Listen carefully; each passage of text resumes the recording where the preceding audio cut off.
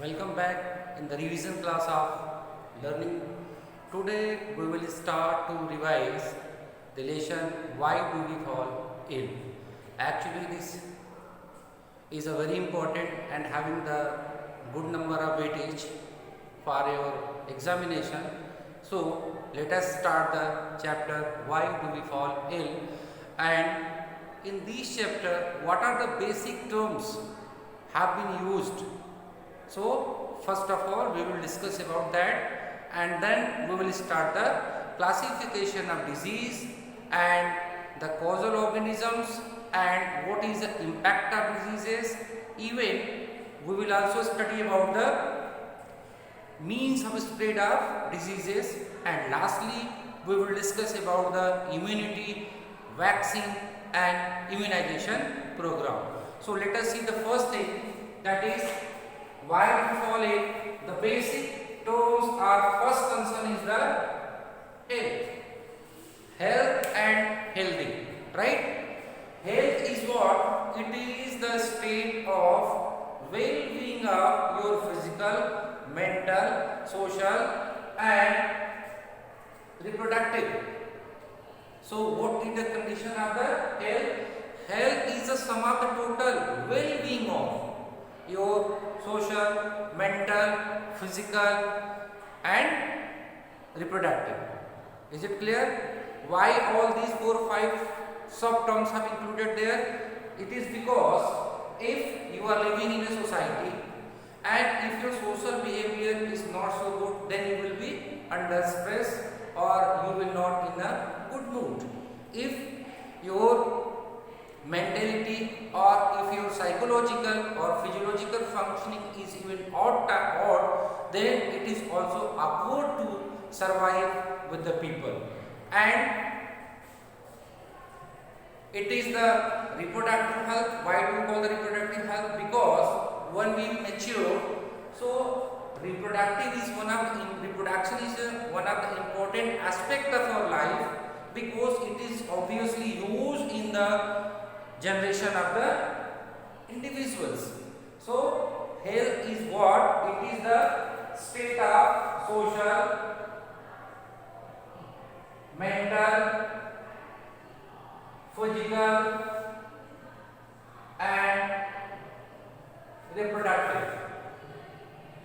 Okay, so 1, 2, 3, 4. So these all 4 aspects are included in the health. Now the second one is the disease. Okay, if you break the disease, then dis and plus is. Okay, here this means the feeling discomfort.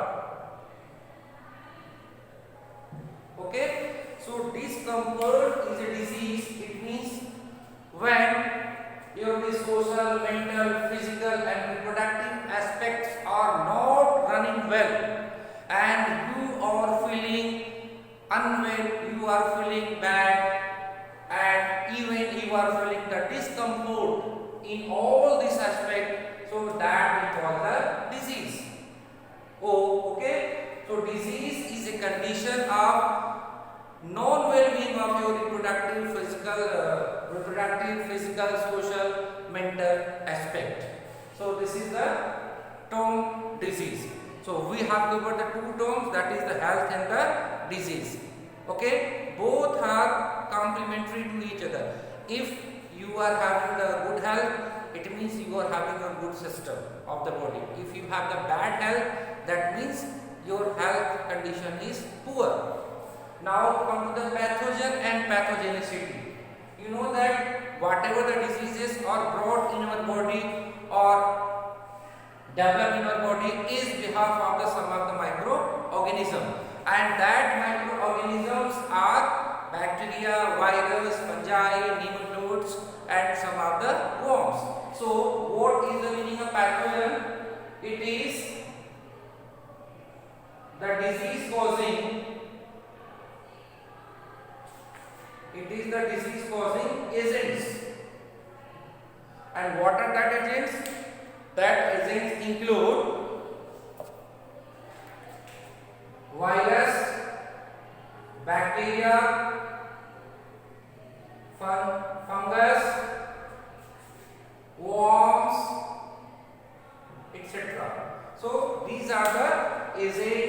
are the microorganisms or the germs which causes the disease.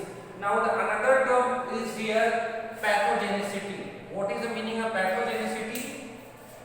It reveals or it refers to the impact or the side effect at what mass level is known as pathogenicity. Suppose a bacteria is affecting our system or it is entered your body. So what is the rate of infection or rate of influence of that particular bacteria, virus or fungus on the body of a living is known as pathogenicity. Okay? And pathology is what? You know that when sometimes we feel sick or when we are going to the doctor, so normally doctor recommends some of the tests. And the most common tests are, for example, it is LFT, that is for the liver functional test. Blood testing, it includes all the RBC, WBC and the platelets. And for example, if you are feeling weakness, hemoglobin test is there. So a number of tests is done to diagnose the presence of disease. So pathology is what? It is the use for diagnose the presence of disease. Now chronic diseases. If you are classifying the diseases, so we will find that several classification of diseases, but that we will discuss in the next video. So chronic disease and acute diseases. What is the meaning of chronic and acute? Chronic, that is chronological. It means it has some historical or it has some past element. So chronic diseases are the long lasting diseases and they have a very bad effect on the health. So whenever a person is suffering from a chronic disease, it requires long time period to recover. So this is about the chronic diseases. One of the good example is you might know about the pilia, that is called the jaundice, hepatitis B, okay, even the cancer also. So all these are example of the chronic disease. So what are chronic disease? These chronic disease require long time period and have history.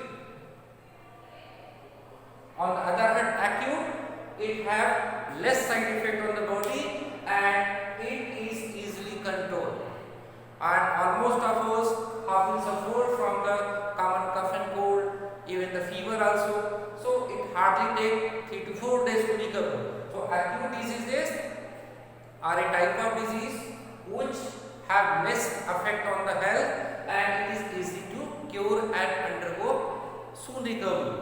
Next, communicable diseases and the non-communicable diseases. So a disease is spread from person to person, then it is called the communicable diseases or it is also known as the touchable diseases. On the other hand, there are a number of diseases like diabetes, cancer, which remains in only the individuals. It cannot spread. So that is called the non-communicable diseases. Example,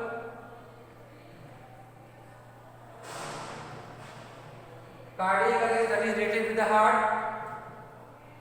diabetes, stress, that is hypertension or hypertension. These are the example of the non-communicable diseases. It only remains in the body of the sufferer. On the other hand, communicable diseases. The communicable diseases are a disease, a group of disease which is spread from person to person, and you can see that most common now is COVID-19.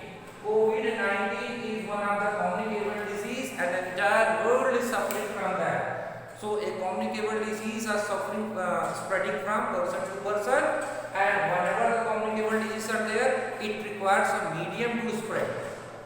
It may be air, it may be water, it may be food, it may be microorganisms. So by this means it will be spread. Now vectors. You have also studied vectors in the physics, but they are the vectors something different. So these vectors are what? These are the group of microorganisms that carry the disease from one person to another person.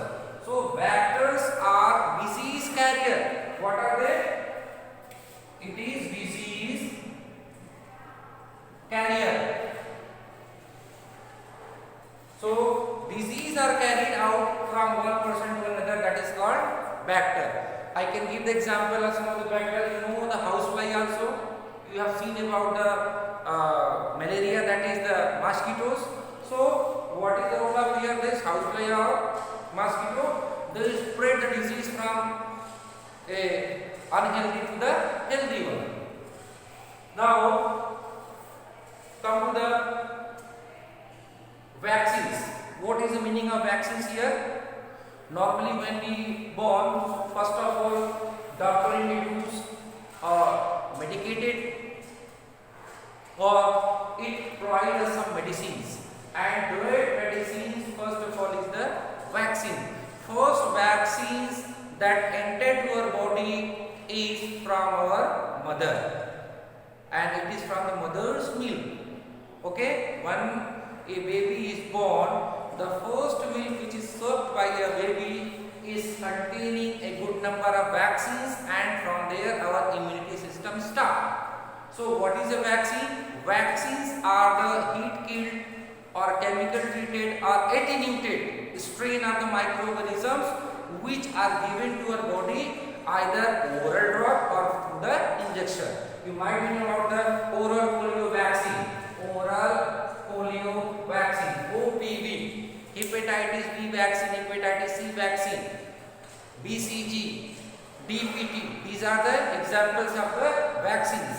So these vaccines are the weakened, heat killed or chemically treated strain of a bacteria, virus which is given to our body in the form of either injection or it is through the oral drops. Oral drops example is the first good example is the polio vaccine. Now the immunity. What the meaning of immunity and immunization? Immunity is capability of our body system to fight against germs. Suppose when we are playing, when we are eating, when we are moving here and there, so our body is a what? Our body is a hub, and it attract the microorganisms like bacteria, fungi, viruses. So they always try to enter. And what happened? Our body cells, when any germs enter, it encounter them and kill them. So immunity is what? It is the power to fight against disease. Power to fight against diseases. So this is the meaning of immunity. And immunization is what? It is a property of creating or developing the immunity in our body. In what way we can increase our immune system or enhance the immunity? That is known as immunization. So immunization is the strategy, it is a process of increasing the immunity of our body. Next is about peptic ulcer. This peptic ulcer is what? Normally most of the young guys are normally consuming the junk foods like chow mein, dosa, idli, golgappe, etc., etc. So what it has some side effect because their nutritional value is very less, and due to that what happened, the food which is reaching to your stomach cannot be properly digested, and sometimes it is also reported that the bacteria Helicobacter pylori,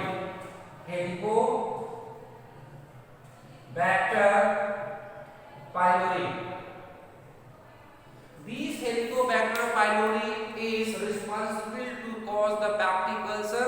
Ulcer means bleeding from the cells. So what happened? These bacteria is invited due to the germ foods which reach to our stomach, and what happens there? The wall of the stomach is bleeded, and if the person is suffering from this peptic ulcer, he vomits with the blood cells, and he persistence pain in their stomach. So this is called the peptic ulcer. Now organ specific and tissue specific organization of a disease. You know, diseases are brought by microorganisms, and microorganisms are having their own common path or the train of entering into the body system. If a bacteria which is reaching to our body system through the nose, so then what it will influence, it will affect our respiratory system, especially the lungs. If a bacteria is entered to our mouth, it will affect the digestive system or intestine. Okay. If it reaches to our ear, then it will be influence the eardrum or internal ear functioning. So, organ-specific and tissue-specific manifestation means that when a particular organ get affected by the entry of a microorganism, so it is known organ-specific.